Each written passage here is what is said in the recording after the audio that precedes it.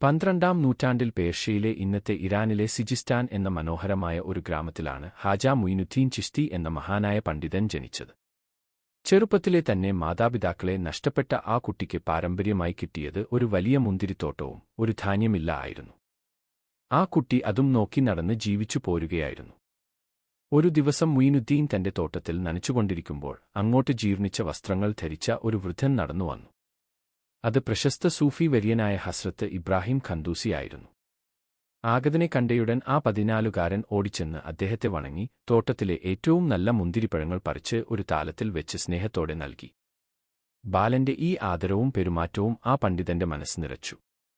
അദ്ദേഹം തന്റെ മടിയിൽ നിന്ന് ഒരു ചെറിയ കഷ്ണം ഉണക്കറൊട്ടി, അല്ലെങ്കിൽ ഉണക്കമുന്തിരി, എടുത്ത് അത് ചവച്ചരച്ച് മുയിനുദ്ദീന്റെ വായിൽ വെച്ചുകൊടുത്തു. ആ നിമിഷം മുയിനുദ്ദീന്റെ ഉള്ളിൽ ഒരു അത്ഭുതം നടന്നു. ലൗകികമായ എല്ലാ ചിന്തകളും അവന്റെ മനസ്സിൽ നിന്ന് അപ്രത്യക്ഷമായി. ആത്മാവിൽ ഒരു പുതിയ വെളിച്ചം ഉദിച്ചു. അവൻ തന്റെ തോട്ടവും മില്ലും എല്ലാം വിറ്റ് ആ പണം പാവങ്ങൾക്ക് വീതിച്ചു നൽകി. അറിവും ആത്മീയതയും തേടി അവൻ നാടുവിട്ടിറങ്ങി. അറിവിന്റെ ലോകം തേടിയുള്ള യാത്രയിൽ അദ്ദേഹം ബുഖാറയിലും സമർഖന്ദിലും എത്തി വലിയ പണ്ഡിതനായി മാറി. പിന്നീട് ഹാറൂൺ എന്ന സ്ഥലത്തുവെച്ച് അദ്ദേഹം തന്റെ ആത്മീയ ഗുരുവായ ഖാജ ഉസ്മാൻ ഹാറൂണിയെ കണ്ടുമുട്ടി. നീണ്ട 20 വർഷക്കാലം നിഴലുപോലെ അദ്ദേഹം ഗുരുവിനെ സേവിച്ചു. ഗുരുവിനൊപ്പം മക്കയിലും മദീനയിലും തീർത്ഥാടനം നടത്തി. മദീനയിലെ പ്രവാചകൻ മുഹമ്മദ് നബിയുടെ റൗദ ഷരീഫിൻ ഖബറിടം മുന്നിൽ നിൽക്കുമ്പോൾ അദ്ദേഹത്തിന് ഒരു ആത്മീയ നിർദ്ദേശം ലഭിച്ചു: മുയിനുദ്ദീൻ, നീ ഇന്ത്യയിലേക്ക് പോവുക. അവിടെ അജ്മീർ എന്നൊരു സ്ഥലമുണ്ട്.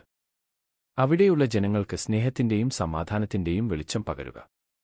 പ്രവാചകന്റെ കൽപ്പനയനുസരിച്ച് അദ്ദേഹം കാൽനടയായി ഇന്ത്യയിലെത്തി. ഒടുവിൽ രാജസ്ഥാനിലെ അറേവല്ലി മലനിരകൾക്ക് നടുവിലുള്ള അജ്മീർ എന്ന മനോഹരമായ നഗരത്തിൽ എത്തിച്ചേർന്നു. അന്നവിടെ പൃഥ്വിരാജ് ചൗഹാൻ എന്ന രാജാവായിരുന്നു ഭരിച്ചിരുന്നത്.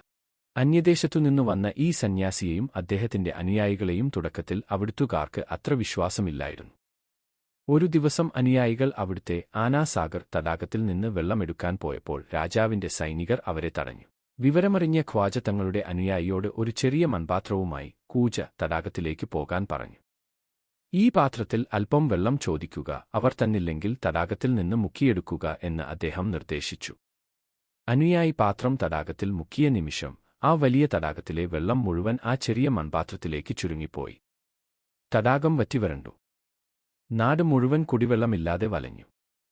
തന്റെ തെറ്റ് മനസ്സിലാക്കിയ രാജാവും സൈനികരും ഖ്വാജയുടെ അടുത്തെത്തി മാപ്പപേക്ഷിച്ചു. അദ്ദേഹം പുഞ്ചിരിയോടെ പാത്രത്തിലെ വെള്ളം തിരികെ തടാകത്തിലേക്ക് ഒഴുക്കി. അതോടെ തടാകം വീണ്ടും നിറഞ്ഞൊഴുകി. ഈ കാരുണ്യം കണ്ട് ആയിരക്കണക്കിന് ആളുകൾ അദ്ദേഹത്തിന്റെ അനുയായികളായി മാറി. ജാതിയോ മതത്തോ വലിപ്പച്ചെറുപ്പമോ നോക്കാതെ ഖ്വാജ എല്ലാവരെയും സ്നേഹിച്ചു. അദ്ദേഹത്തിന്റെ ആശ്രമത്തിൽ എപ്പോഴും സൗജന്യ ഭക്ഷണശാല ലങ്കർ പ്രവർത്തിച്ചിരുന്നു. അവിടെ രാജാവും യാചകനും ഒരേപോലെ വന്നിരുന്ന് ഭക്ഷണം കഴിച്ചു. ജനങ്ങൾ അദ്ദേഹത്തെ സ്നേഹത്തോടെ ഗരീബ് നവാസ്, ദരിദ്രരുടെ സഹായി എന്ന് വിളിക്കാൻ തുടങ്ങി. അദ്ദേഹം പഠിപ്പിച്ചത് 3 കാര്യങ്ങളാണ്. നദിയെപ്പോലെ ഉദാരമനസ്കരാവുക, എല്ലാവർക്കും ഒരേപോലെ വെള്ളം നൽകുന്ന നദി. സൂര്യനെപ്പോലെ കാരുണ്യമുള്ളവരാവുക, നല്ലവർക്കും ചീത്തവർക്കും ഒരേപോലെ വെളിച്ചം തരുന്ന സൂര്യൻ. ഭൂമിയെപ്പോലെ സഹിഷ്ണുതയുള്ളവരാവുക, എല്ലാവരെയും താങ്ങുന്ന ഭൂമി. തന്റെ 97 വയസ്സിൽ ഒരു റജബ് മാസം 1 അദ്ദേഹം തന്റെ പ്രാർത്ഥനാ മുറിയിലേക്ക് കയറി ഉള്ളിൽ നിന്ന് വാതിലടച്ചു. ആരും ഉള്ളിലേക്ക് വരാൻ പാടില്ലെന്ന് കർശനമായി നിർദ്ദേശിച്ചിരുന്നു.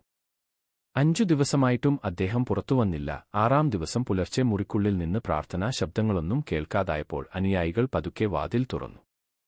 അവിടെ ശാന്തമായി ഉറങ്ങുന്നതുപോലെ ഖ്വാജ മരണപ്പെട്ടിരുന്നു. അദ്ദേഹത്തിന്റെ നെറ്റിയിൽ അല്ലാഹുവിന്റെ ഈ പ്രിയപ്പെട്ടവൻ അല്ലാഹുവിലേക്ക് തന്നെ മടങ്ങിയിരിക്കുന്നു എന്ന് പ്രകാശമാനമായി എഴുതിയിരിക്കുന്നതുപോലെ അനുയായികൾക്ക് ദൃശ്യമായി.